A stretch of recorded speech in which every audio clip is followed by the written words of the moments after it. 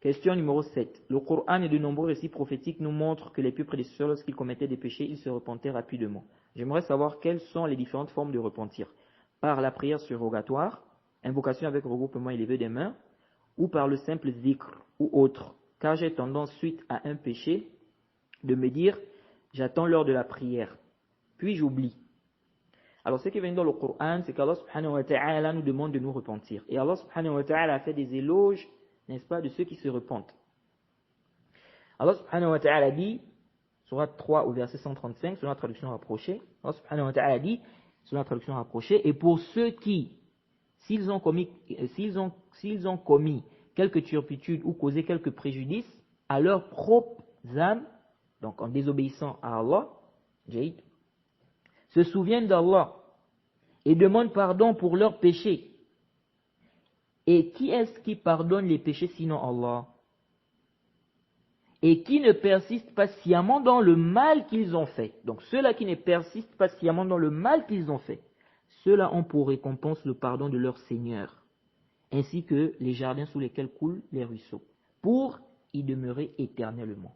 Comme est beau le salaire de ceux qui font le bien. Et il faut savoir qu'il est obligatoire de se repentir. C'est obligatoire. C'est obligatoire. Allah subhanahu wa ta'ala a ordonné. Il a ordonné de se repentir. Allah subhanahu wa ta'ala dit وَتُوبُوا إِلَى اللَّهِ جَمِيعًا أَيُّهَا الْمُؤْمِنُونَ لَعَلَّكُمْ تُفْلِحُونَ. Allah subhanahu wa ta'ala dit, soit 24 au verset 31, Allah subhanahu wa ta'ala dit, sur la traduction rapprochée, et repentez-vous tous devant Allah, ô vous les croyants, afin que vous récoltiez le succès. Donc Allah subhanahu wa ta'ala dit ici, et repentez-vous tous devant Allah, ô vous les croyants, afin que vous récoltiez le succès. Donc c'est un ordre, et l'ordre implique l'obligation. Et le prophète Mohammed sallallahu alayhi wa sallam dit, comme c'est venu dans le Sahih Muslim, le prophète Mohammed sallallahu alayhi wa sallam dit, يا أيها الناس توبوا إلى الله فإني أتوب في اليوم إليه 100 مرة. Le prophète Mohammed sallallahu alayhi wa sallam dit, ô vous les gens, repentez-vous devant Allah. Certes, je me repens devant Allah dans la journée 100 fois. Subhanallah. Le prophète Mohammed sallallahu alayhi wa sallam nous dit ici, il nous fait comprendre dans ce hadith, le prophète Mohammed sallallahu alayhi wa sallam a dit qu'il se repentait 100 fois dans la journée. Que dire de nous? La hawla wa la quwwata illa billah. Donc il est obligatoire de se repentir.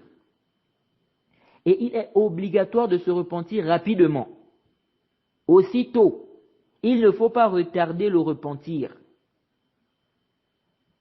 Et beaucoup de gens ne savent pas ça. Celui qui retarde le repentir, il commet un péché. Naam. Parce que, ici on a l'ordre. Et l'ordre implique l'obligation. Donc il est obligatoire de se repentir. Et lorsqu'on a un ordre à la base, ça veut dire qu'on doit faire la chose aussitôt, rapidement. Sauf si on a un dalil qui montre qu'on peut retarder. Et on n'a pas un dalil qui montre, n'est-ce pas, qu'on doit retarder ici le repentir. Donc celui qui retarde le repentir, il commet un péché. C'est pourquoi Ibn al-Qayyim dit quoi? Ibn al-Qayyim, rahimahullah, il dit, dans Madarij al-Salikin, au tome 1, à la page 283, il dit, se précipiter pour le repentir est une obligation. Il n'est pas permis de retarder cela. S'il retarde cela, il commet un péché. Donc il commet un autre péché, qui nécessite encore un repentir. Donc ça veut dire que s'il se repent du péché, il doit encore faire un autre repentir pour avoir retardé le repentir. Donc ça, beaucoup de gens ne savent pas ça. Tu as fait un péché, tu retardes le repentir, après tu fais le repentir, tu penses que c'est fini. Non, tu dois faire le repentir aussi pour avoir retardé le repentir. Parce que le fait de retarder le repentir, tu commets un péché. Et le serviteur doit faire un repentir général des péchés. Il doit faire un repentir général, c'est-à-dire qu'il doit faire un repentir général des péchés qu'il connaît et des péchés qu'il ne connaît pas. Parce que parfois on commet des péchés sans s'en rendre compte, sans savoir qu'on a commis des péchés. Donc le serviteur doit faire un repentir général. Il doit demander Allah pardon pour ce qu'il connaît et ce qu'il ne connaît pas. Des péchés, n'est-ce pas, dont il a connaissance et ceux dont il n'a pas connaissance. Jade. Et le fait qu'il ignore, le fait que le serviteur ignore, n'est-ce pas, qu'il a commis tel ou tel péché, ce n'est pas une excuse. Ce n'est pas une excuse. Quelqu'un peut dire, mais comment ça? Il ne connaissait pas que c'était un péché. Il a fait ça, mais il ne connaissait pas que c'était un péché. On dit intabehu. Parce que beaucoup de gens ne font pas attention à cela ici. Nous disons, oui, même le péché qu'il ne connaît pas là,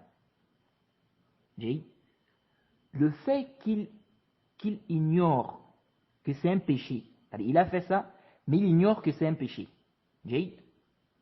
Ça seulement, ce n'est pas une excuse. Ce n'est pas une excuse s'il avait la capacité, la possibilité de connaître. Comme a dit Ibn al-Qayyim. Ce n'est pas une excuse s'il avait la capacité, la possibilité de connaître. Donc, il a le péché pour avoir délaissé la science et la pratique. Hein? Il y a des gens aujourd'hui qui rentrent dans des choses, ils rentrent dans le commerce, dans des transactions. Ils ne cherchent pas à savoir. Et ils tombent dans des choses interdites. Et après, quand il a connaissance, il dit, je ne savais pas. Vous voyez? Il dit, non, je ne savais pas. Mais est-ce que tu n'avais pas la possibilité, la capacité d'apprendre? Tu ne savais pas qu'il fallait d'abord apprendre avant de rentrer dans ça? Sinon, je veux faire du commerce. Tu veux faire du commerce, il faut étudier, il faut apprendre le chapitre des ventes, le chapitre, n'est-ce pas, le chapitre des ventes qui parle des transactions, etc. Vous voyez? Donc, ça c'est un point qui est important. Et Ibn al-Qayyim fait même comprendre que les péchés, les péchés que la personne, ou les péchés n'am que les gens font, et dont ils ignorent que ce sont des péchés, ou qu'ils ont commis des péchés, ces péchés-là sont en plus grande quantité que les péchés dont ils ont connaissance, que ce sont des péchés. Vous voyez? Donc, le serviteur doit demander à Allah pardon pour ce qu'il connaît et ce qu'il ne connaît pas. Et c'est venu dans le hadith, c'est venu dans Al-Adab al-Mufrad de l'imam al-Bukhari, le hadith numéro 716, authentifié par le Cheikh al-Albani. Le prophète Mohammed sallallahu alayhi wa sallam a enseigné un dua à Abu Bakr. Il lui a dit de dire quoi? Allahumma inni a'udhu bika an ushrika bika wa ana a'lam wa astaghfiruka lima la a'lam. Le prophète Mohammed sallallahu alayhi wa sallam lui a dit de dire, oh Allah, je cherche protection auprès de toi contre le fait de t'associer alors que je sais. Et je te demande pardon pour ce que je ne connais pas, pour ce que je ne sais pas. Ici, il demande pardon à Allah. Donc le prophète Mohammed sallallahu alayhi wa sallam lui dit de demander pardon pour ce qu'il ne sait pas. Donc il demande pardon pour ce qu'Allah subhanahu wa ta'ala sait que c'est un péché, mais lui il ne sait pas. Lui le serviteur il ne sait pas que c'est un péché. C'est pourquoi le conseil que je donne à tous mes frères, le conseil que je donne aux frères, le conseil que je donne aux musulmans, aux frères, aux sœurs, c'est de se repentir de tous leurs péchés. Lorsque tu demandes pardon à Allah, demande pardon pour tous tes péchés.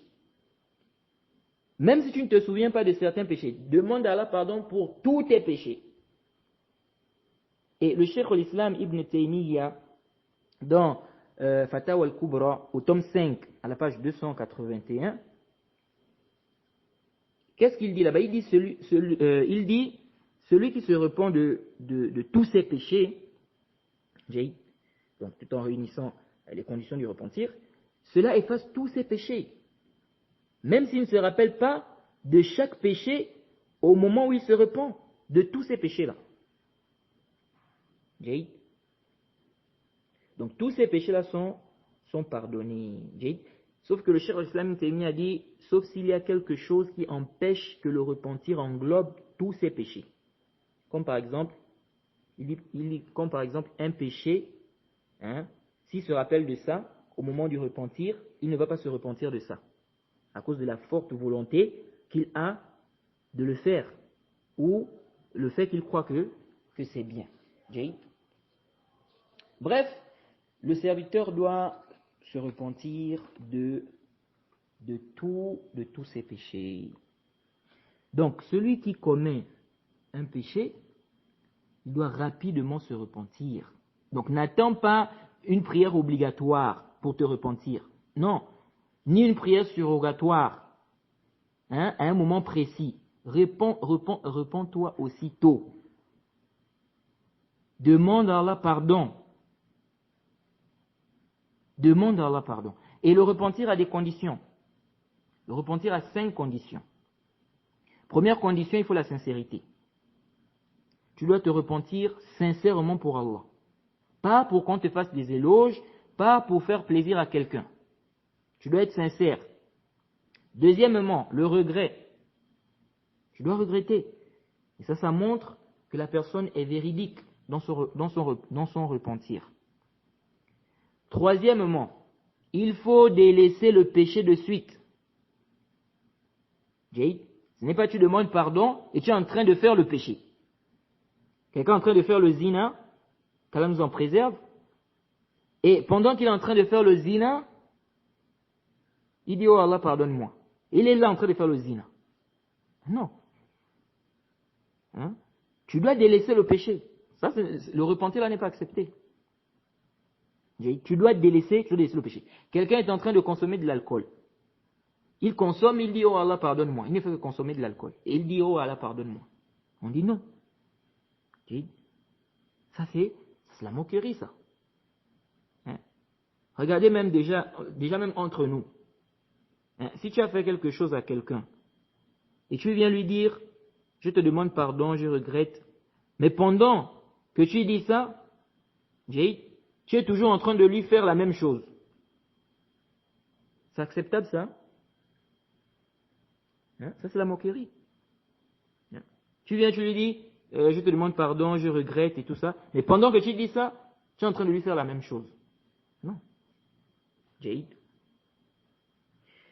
Et ici, quand on dit délaisser le péché, ça veut dire, si c'est une obligation que la personne a délaissée, la personne doit faire ça.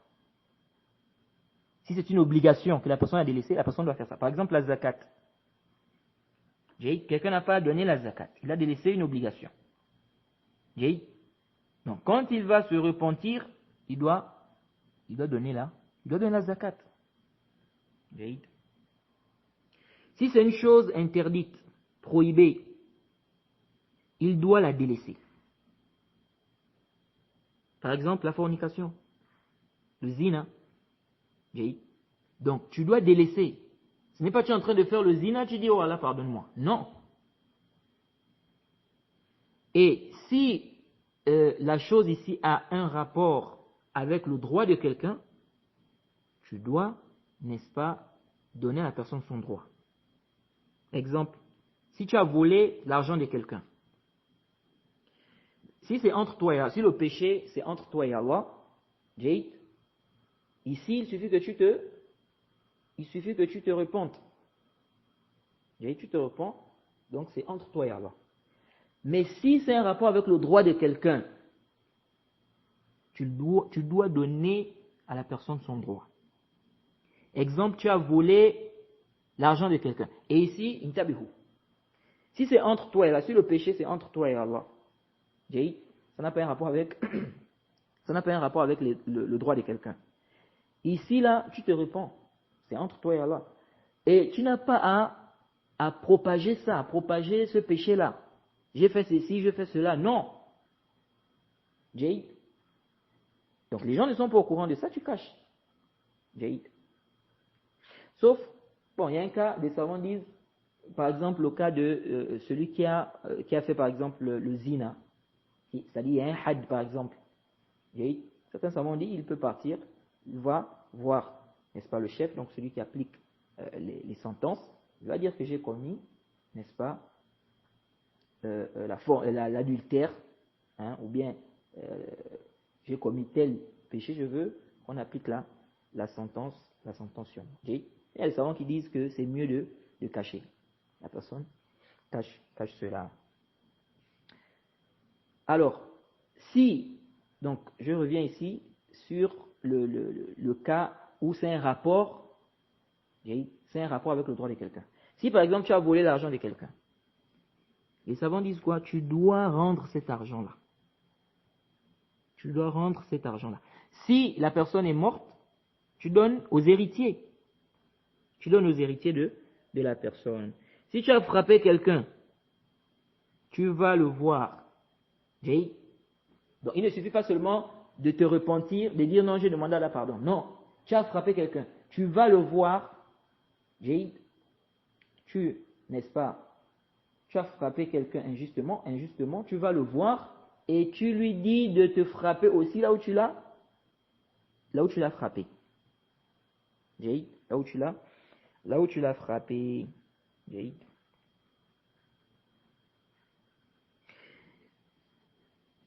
Et si maintenant tu as insulté la personne, devant les gens, hein, par exemple, tu vas voir la personne, tu demandes à la personne de te pardonner. Le Cheikh Ibn Uthaymin dit même si la personne te dit je ne te pardonne pas sauf si tu me donnes telle somme. Le Cheikh Ibn Uthaymin dit donne-lui cette somme-là. Donne-lui cette somme-là. Si c'est de la médisance, ici les savants divergent. Certains ont dit, tu dois aller voir la personne. Tu lui dis, j'ai dit du mal de toi derrière ton dos et je veux que tu me pardonnes. D'autres savants ont dit non. S'il connaît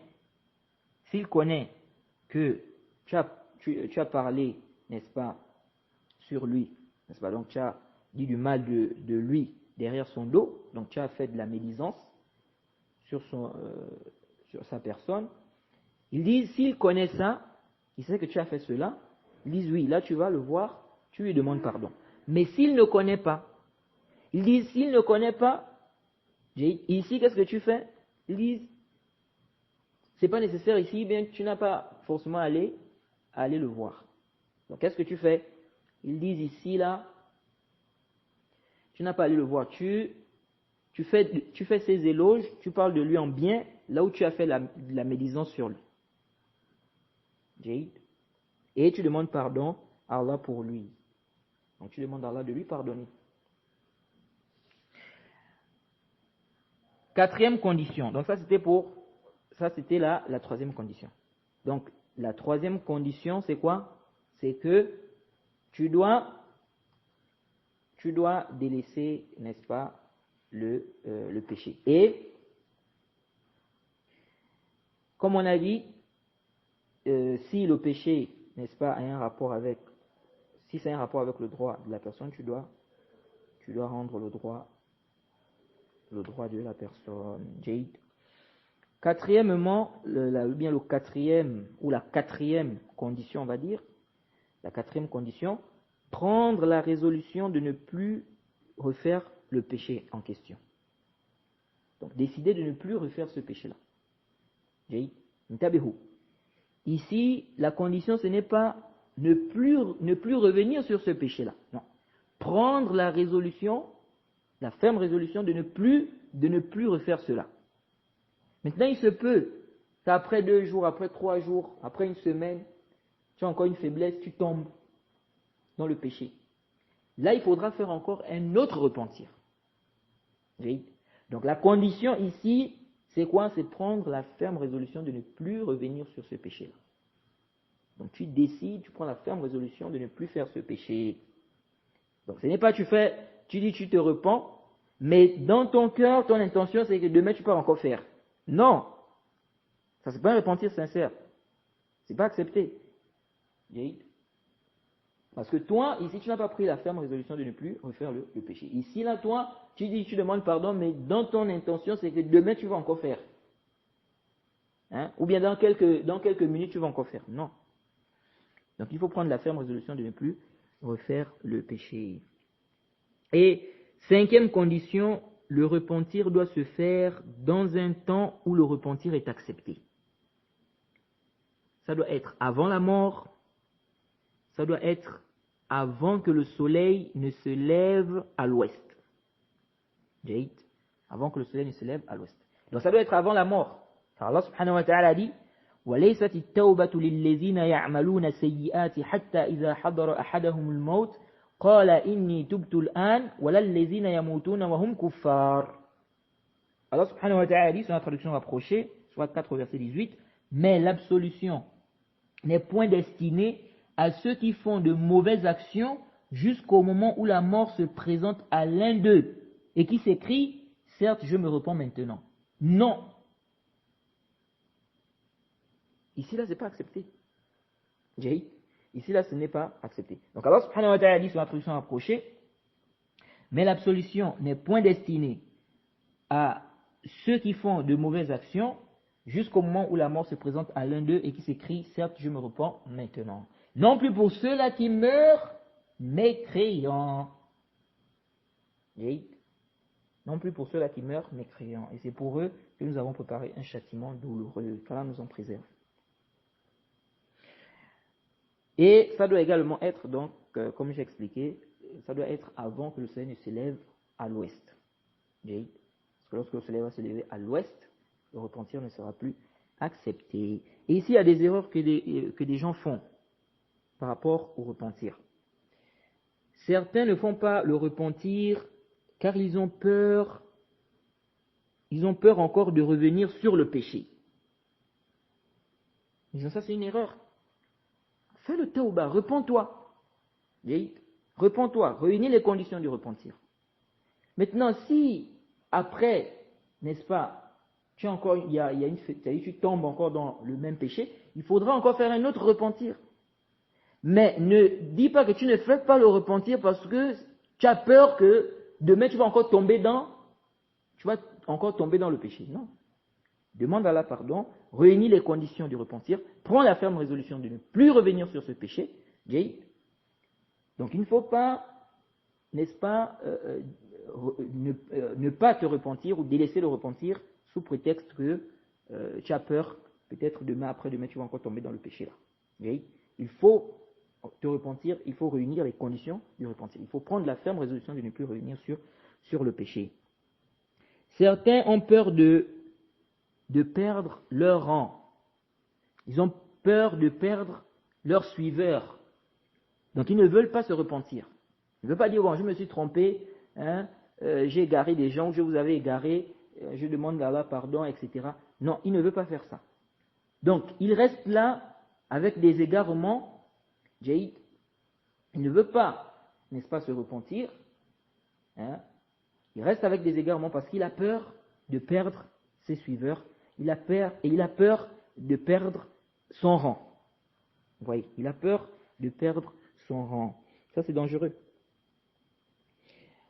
Et d'autres se reposent sur la miséricorde d'Allah. Ils disent Allah pardonne les péchés. Allah pardonne tous les péchés. Vous allez voir des gens comme ça, ils font des péchés. Il est en train de faire le péché, il dit, ah vraiment, qu'Allah nous pardonne seulement, vraiment. Allah pardonne tous les péchés, qu'Allah nous pardonne seulement. Mais qu'Allah nous pardonne seulement, tu es en train de faire le péché, laisse d'abord ça. Ça c'est quel repentir? Ah vraiment, qu'Allah nous pardonne seulement, qu'Allah nous pardonne vraiment, la foi est faible, qu'Allah nous pardonne seulement. Mais il est en train de faire le péché. Non, laisse. Laisse d'abord le péché. Oui. Tu as l'espoir, mais tu ne prends pas les causes. C'est pas comme ça. Il faut prendre des causes. Naam, Allah pardonne des péchés, mais il faut prendre des causes. Et il ne faut pas aussi oublier qu'Allah subhanahu wa ta'ala châtie. Allah subhanahu wa ta'ala dit quoi? Allah subhanahu wa ta'ala dit Nabbi ibadi anni ana al-ghafur rahim wa anna azabi huwa al-azabul alim.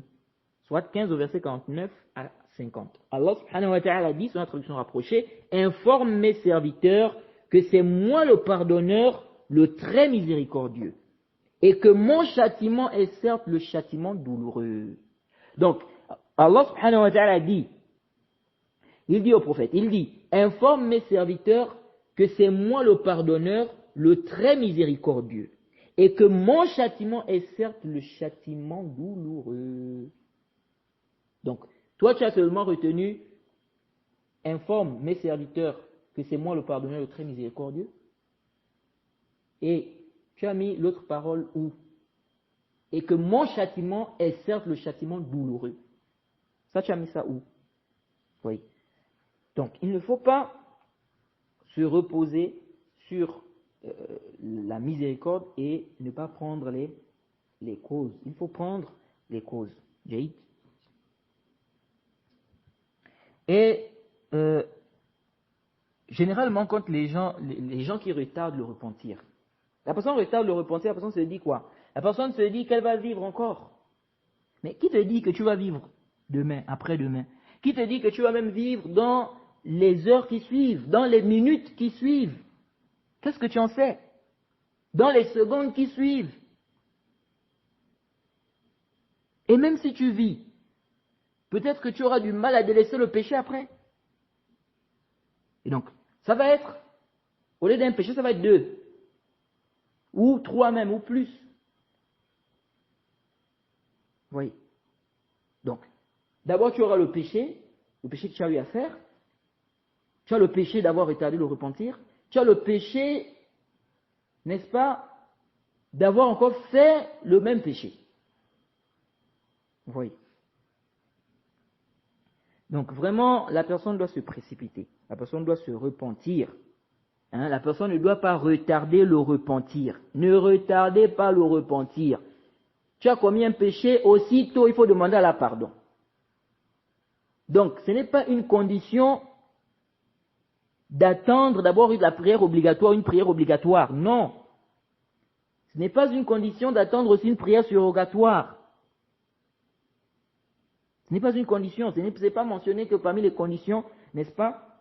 On n'a pas de dalil qui montre que parmi les conditions du repentir, il faut attendre d'abord la prière obligatoire, bien il faut attendre d'abord une prière surrogatoire. Là, dès que tu as commis le péché, il faut te repentir.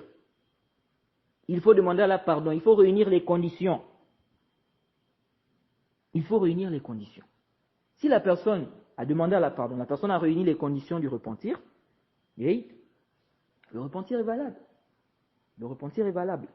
Le repentir est valable. Donc, ce n'est pas une condition. Ne dis pas non, j'attends d'abord la prière obligatoire.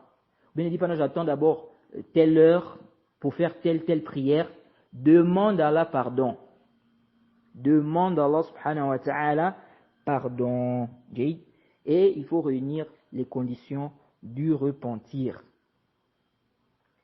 On demande à Allah de nous pardonner tous nos péchés et de nous faire mourir sur le tawhid et la sunna. Naam.